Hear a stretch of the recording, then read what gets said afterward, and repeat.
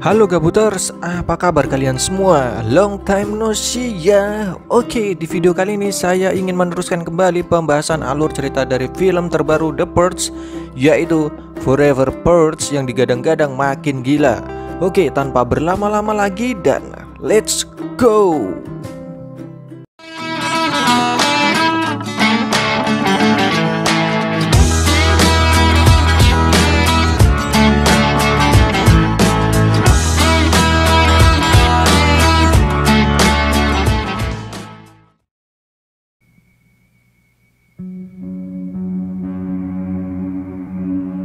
Film dibuka dengan memperlihatkan dua orang sedang berada di perbatasan antara Meksiko dan Amerika. Sedang apa mereka? Nanti akan terjawab guys. Oh ya, kedua orang ini bernama Adela dan Juan Bray. Mereka lalu sampai di sebuah rumah dan mendapati beberapa orang di sana. Setelah itu mereka memberikan sejumlah uang, dan disinilah kita tahu bahwa kedua orang ini akan pergi ke Amerika secara ilegal melalui sebuah jalan rahasia bawah tanah. Di tempat tersebut ternyata juga terdapat beberapa orang Meksiko yang berusaha pergi ke Amerika. Jalurnya sendiri sangat gelap, sunyi, dan wadidaw lah pokoknya. Tapi saat menyusuri jalur itu, tiba-tiba Adela dan yang lain kehilangan sang pemandu dan... ¿Se fue? No lo veo. Bocah bangsat. Tak lama kemudian, seluruh imigran ilegal Meksiko ini sampai di tanah Amerika untuk mencari sesuap nasi. Tidak lupa, bocah bangsat tadi memberikan sebuah kartu dengan gambar mawar ke Adela. Entah untuk apa hal tersebut, dan film Forever Purge pun dimulai.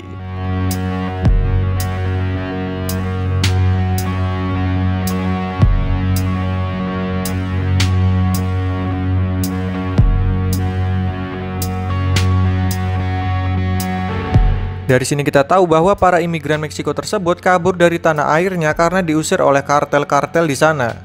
Namun di lain sisi, meningkatnya angka imigran ilegal membuat Amerika juga dihantui akan tingginya kebencian rasial. Dan tak lupa, NFFA masih berkuasa. 10 bulan kemudian, lembah Los Feliz, Texas. 1 hari sebelum pembersihan, kita akan melihat keluarga Tucker, keluarga kaya raya yang memiliki banyak kuda guys. Salah satu anggota keluarga yaitu Dylan sedang berusaha membuktikan kepada ayahnya bahwa dia sanggup menjinakkan kuda di sana. Namun Dylan gagal, dia memang tidak ahli di bidang tersebut. Ayahnya pun memanggil salah satu pekerjanya yang ternyata adalah Juan. Juan sendiri sudah sangat dipercaya oleh ayah Dylan untuk berbagai hal termasuk mengurus kuda-kudanya. Dan benar saja, Juan bukanlah kaleng-kaleng untuk urusan tersebut. Dengan keahliannya dia berhasil membuat kuda itu menjadi tenang. Wow. Tapi untuk diketahui saja bahwa Dylan sendiri tidak menyukai Juan guys. Sedangkan istri Juan yaitu Adela bekerja di sebuah tempat pemotongan daging dan memiliki atasan yang sangat baik bernama Darius. Tempat bekerja Adela sendiri memang rata-rata diisi oleh imigran dari Meksiko. Di TV sendiri kita bisa melihat Thiago, pemimpin kelompok Texas Tribal dan juga penentang pembersihan tahunan. Dia bahkan menyebut pembersihan ala NFFA sebagai virus yang menjangkiti bangsa Amerika dan hanya akan menghancurkan negara tersebut. Juan sendiri suka menonton siaran Thiago di sana. Tampak bahwa Adela terus-menerus meminta Juan untuk bisa beradaptasi dengan budaya Amerika karena Juan sendiri belum fasih berbahasa Inggris dan cenderung menjauhi budaya Amerika guys. Namun Adela berusaha secara pelan-pelan untuk meminta Juan agar bisa belajar bahasa Inggris agar bisa lebih diterima di keluarga Tucker. Malam harinya Dylan dan istrinya Emma sedang makan malam bersama rekan-rekannya. Dan kebetulan rekan Dylan sendiri memiliki pembantu orang Meksiko bernama Anna dan juga memasak untuk makanan malam itu. Sudah pasti Dylan ini tidak menyukainya. Bahkan ketika istri temannya ingin mengenalkan adik Anna, Dylan mengatakan tidak perlu dan juga bilang kalau dia tidak mau orang rumahnya bicara bahasa Spanyol. Semua orang tentu saja terkejut, namun juga sepertinya sudah memaklumi perilaku Dylan yang ya begitulah. 10 jam sebelum pembersihan tahunan, Adela akan berangkat bekerja dan sedang mendengarkan aplikasi belajar bahasa Inggris untuk memperbagus bahasanya. Di luar sendiri dia melihat beberapa orang membeli senjata untuk persiapan nanti malam. Namun Adela tentu saja tidak peduli karena dirinya tidak akan mengikuti pembersihan tersebut. Sementara itu, Juan sedang mengurus kuda milik keluarga Tucker. Di sana Dylan lagi-lagi mendapat aduan dari rekan kerja Juan bahwa dia terlambat masuk kerja. Tapi Juan sendiri sudah tahu jika Dylan tidak menyukainya sehingga pasti mencari-cari kesalahannya. Berbeda dengan anaknya, ayah Dylan sendiri sangat peduli dengan Juan bahkan meminta maaf atas perkataan anaknya tersebut kepada Juan. Ayah Dylan juga bilang bahwa mungkin dia salah mengajari anaknya akan kebanggaan menjadi orang Amerika. Bisa jadi hal tersebut yang membuat Dylan memiliki stigma negatif kepada para imigran seperti Juan. Dia lalu pergi sembari memberikan bonus untuk perlindungan nanti malam. Dan disinilah rekan kerja Dylan memprovokasi dirinya untuk ikut pembersihan nanti malam. The annual purge. As always, home. We strongly advise you to get yourself and those set those security systems. May God be with you all. Juan dan Adela sendiri bersiap-siap untuk pergi ke tempat aman. Mereka sendiri sudah menghubungi temannya bernama Titi yang bisa memberikan keamanan selama pembersihan berlangsung. Tak lama setelah menunggu, Titi datang menggunakan bus dan di lain sisi, keluarga Tucker juga bersiap-siap mengunci seluruh rumah untuk persiapan menghadapi pembersihan tahunan. See, my people have been watching from the side.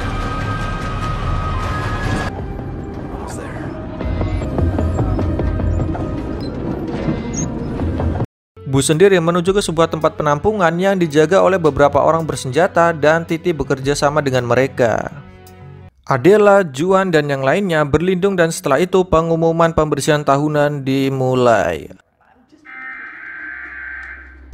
This is your emergency broadcast system of the annual purge sanctioned by the US government. Inferiores durante la depuración Have been granted immunity from the purge, including murder. será legal durante 7 a.m. when the purge concludes. May God be with you all.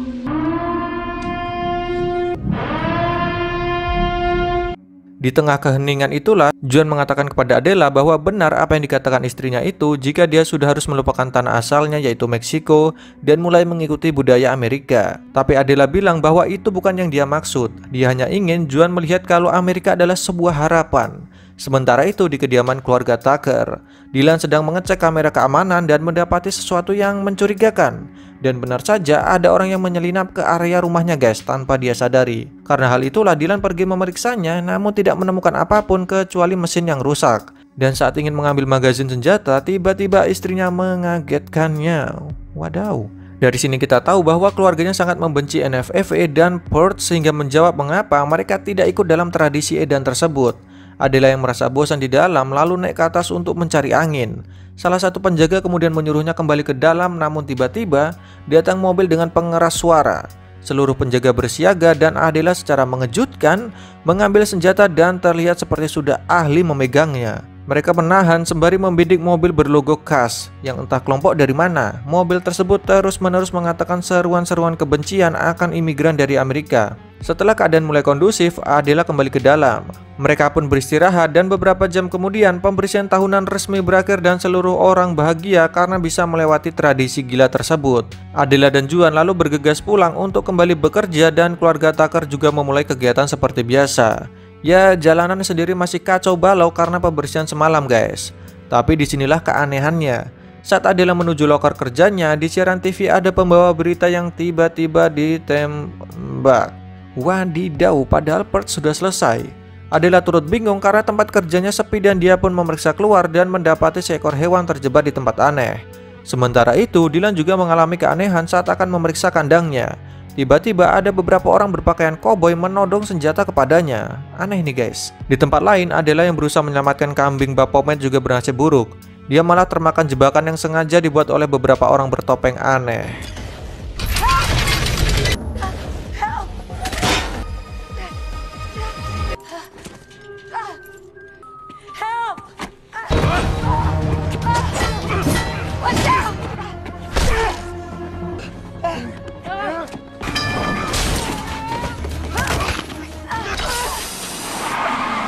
Adela dan Darius tidak bisa berbuat apa-apa ketika polisi menciduk keduanya. Mereka pun dijebloskan ke mobil polisi. Juan dan rekannya yang baru saja sampai di rumah keluarga Tucker juga mendapati keadaan yang sepi, tidak seperti biasanya.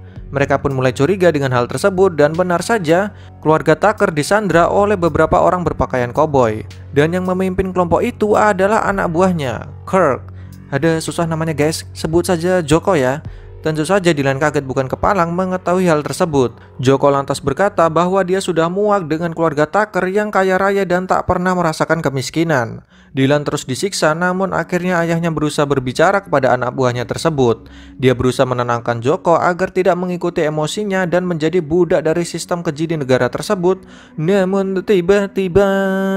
You know who created the purge, don't you? So what would that make you? Goddamn hypocrite. Chinguetas de la izquierda y un chicolas a la derecha.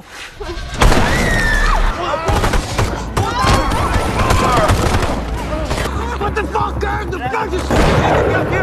Mereka lalu bergegas pergi menaiki truk karena berdatangan kelompok lagi ke rumah tersebut. Sementara itu, Adela yang dibawa polisi juga merasakan keanehan karena dari komunikasi yang polisi lakukan, orang-orang seperti tidak mengindahkan bahwa pembersihan telah selesai.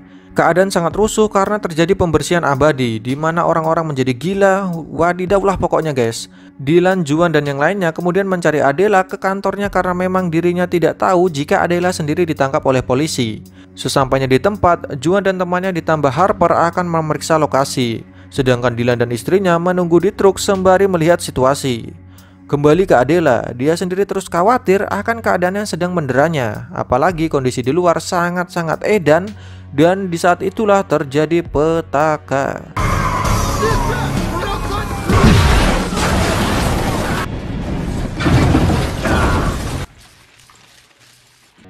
Sementara itu, Dylan yang sedang di truk bersama Emma merasa ada yang mengintai mereka. Benar saja, saat berusaha mengecek di sekitar mobilnya, Dylan dikagetkan dengan kemunculan beberapa orang yang berusaha melukainya. Berbekal kemampuannya yang standar, dia akhirnya mampu menghabisi para penjahat di sana. Di tempat lain, Adela yang mobilnya terbalik terus berusaha untuk mengeluarkan dirinya.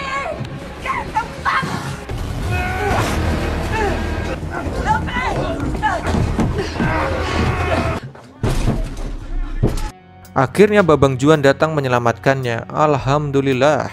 Adela, Juan, dan kawan-kawan pun bergegas pergi sebelum kekacauan bertambah gila. Darius sendiri menolak untuk ikut karena memiliki urusan lain yang perlu dia lakukan sehingga memutuskan tidak ikut. Juan dan kawan-kawan lantas langsung pergi dan kita bisa lihat kondisi kota sudah kacau. Sesampainya di sebuah pom bensin, mereka beristirahat sebentar sembari mengisi bahan bakar dan mencari perlengkapan. Dari berita yang tersiar, didapati bahwa seluruh Amerika Serikat sudah hancur akibat kekerasan di mana-mana. Di tengah kebingungan itulah ada siaran berita yang mengatakan bahwa perbatasan Meksiko dan Kanada akan dibuka selama 6 jam untuk menampung warga Aztec bersenjata. Setelah diskusi alot, akhirnya Dylan yang sebelumnya benci dengan Meksiko terpaksa menyetujui keputusan kawan-kawannya karena tidak ada pilihan lain. Selain itu, NFV juga telah mengerahkan militer untuk menertibkan keadaan di seluruh negeri. Di tengah perjalanan, Juan yang tak enak hati akhirnya bilang ke Dylan untuk berjelas-jelas soal masalah mereka. Di sanalah Dylan mengatakan bahwa dia sebenarnya tak punya masalah dengan orang Meksiko dan lain sebagainya. Namun dia percaya bahwa orang Meksiko dan Amerika harus tetap berada di tempatnya masing-masing tanpa berbaur. Dalam artian Dylan tidak menyukai imigran yang tinggal di negaranya, Amerika. Ya, Juan mengerti dan memahami apa maksud Dylan dan tak juga membenci bosnya tersebut. Namun tak lama kemudian datang segerombolan pemotor yang berusaha menghentikan kendaraan mereka. Semua orang di dalam kebingungan dan disitulah Harper punya ide. Dia membentangkan sebuah bendera bertuliskan Ever After. Bendera ini sendiri dapat ditemukan di berbagai tempat kerusuhan. Dan secara membagongkan, para pemotor tadi pergi dan mengatakan bahwa truk Dylan bagian dari mereka.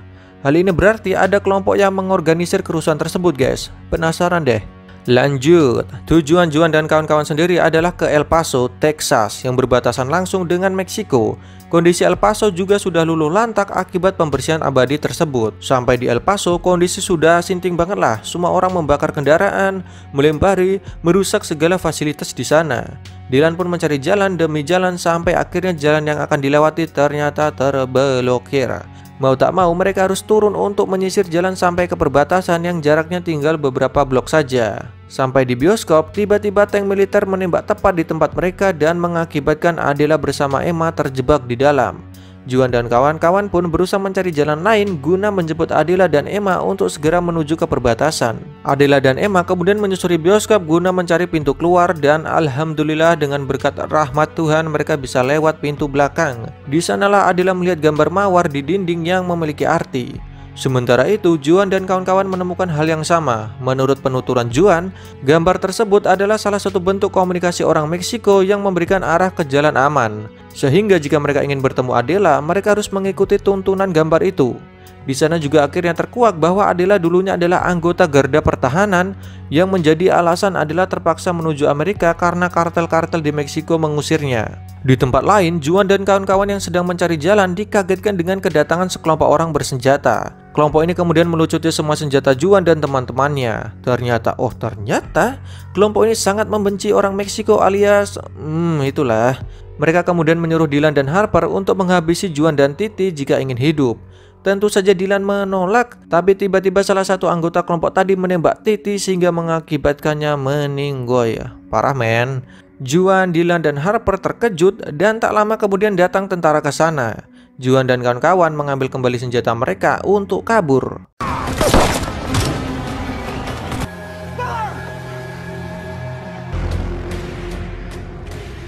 Di lain sisi, Adela dan Emma berhasil sampai di tempat perlindungan di mana terdapat banyak warga tak bersenjata di sana.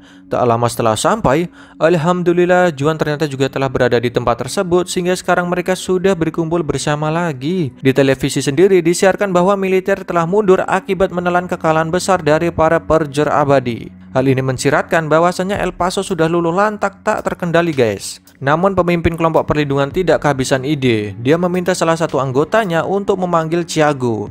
Ya, tokoh penentang Purge yang pernah ditonton oleh Juan guys. Mereka pun keluar dari gedung untuk mencari jalan sembari menunggu info terbaru. Tak lama kemudian Thiago datang dan langsung meminta seluruh orang di sana untuk masuk ke truk agar bisa diselamatkan lewat jalan rahasia di perbatasan. Namun di lain sisi, pimpinan kelompok edan yang sempat berjibaku dengan Juan dan kawan-kawan ternyata mengetahui rencana Thiago untuk menyelamatkan para warga sehingga dirinya meminta anggota kelompok untuk mengejar Thiago. My tribe has lived right on the border of the U.S. There are parts of the train. Some of you deserve another chance.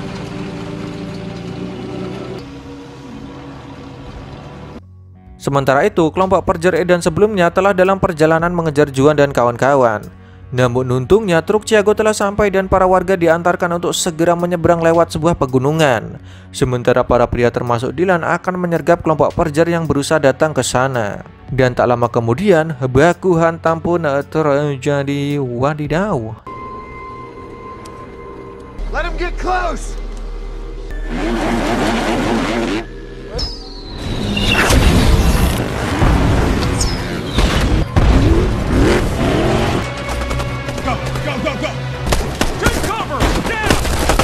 Juan dan kawan-kawan terpojok, tapi untung saja mereka bisa melarikan diri sebelum disergap oleh kelompok perjur tersebut. Juan dan kawan-kawan akhirnya bisa melarikan diri ke sebuah rumah di atas pegunungan itu guys. Di keadaan genting seperti itu, Juan masih sempat berkata, "Aku tresno kowe Del, mantap."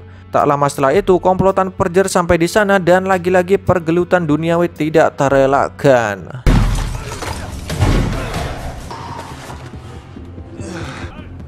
Let's go.